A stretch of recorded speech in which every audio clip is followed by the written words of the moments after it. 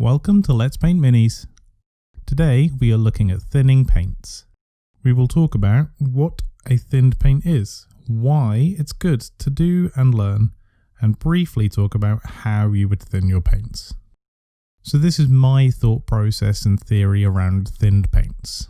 If we take a paint, say this lovely orange, and think about it as being made up of lots of bits of pigment, this is how it would be out of the bottle. And painting like this, it will dry up as very thick and opaque paint. Now imagine though that we mix it with some water or other medium. In the same amount of space, there would be less paint pigment because of the bits of water. The water will evaporate and that will leave less paint, leaving a translucent and thinner line. So why is this useful?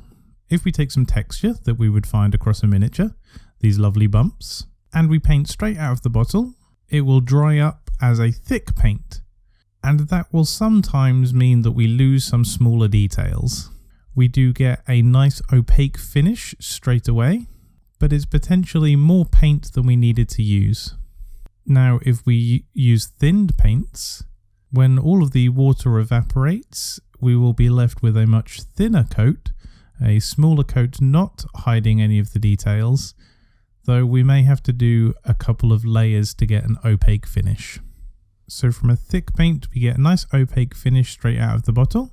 We don't have to worry about any mixing and getting any of that wrong, but we can lose some small details and you can see the brush strokes because it's very thick.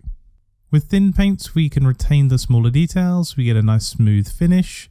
The translucency can be used as a benefit or it can work against us, meaning we have to do more layers. That can mean it's more time consuming, and sometimes it can be difficult to get the mixture correct between paint and medium. And that should give us a basic understanding of thinning paints. Now imagine we paint across our miniature, but using a lot of paint in our mixture. Some people would call this a wash, and all of this extra water will over time evaporate away, meaning that our mix runs down into the recesses of the miniature, and the pigment will dry up in a much more condensed pool in the recesses. So if there's ever a need to get paint just into the recessed areas, for shadows for example, using a wash can be a great way of doing it. Another option, if we have this mixture with a lot of water in, is to get it on our brush and take the water off then. That will leave us with the thinned out pigment, but without all of the excess moisture. This will result in a very translucent paint. To get an opaque finish you will have to do several layers. So how can this be useful? Well, imagine we paint over 90% of the miniature using this blue, but with this thinned paint technique, we will get a very slight adjustment in colour. Now this could be the result that you want to get. Maybe you just want a slight adjustment in the colour of something.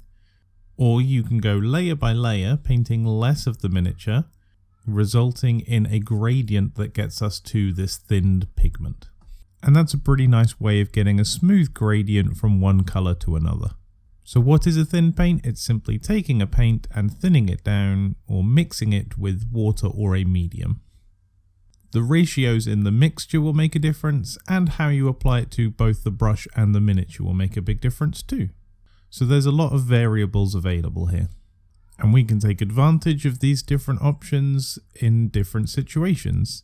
And that's a reason why you should learn to use thinned paints. As for how to paint them, I'm going to cheat and just say you need to experiment with mixing your paint with water.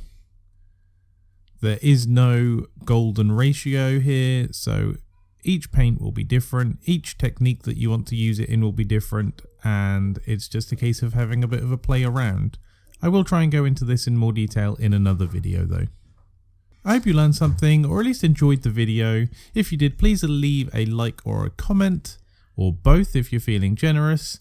Hope to see you in the next video, but until then, bye!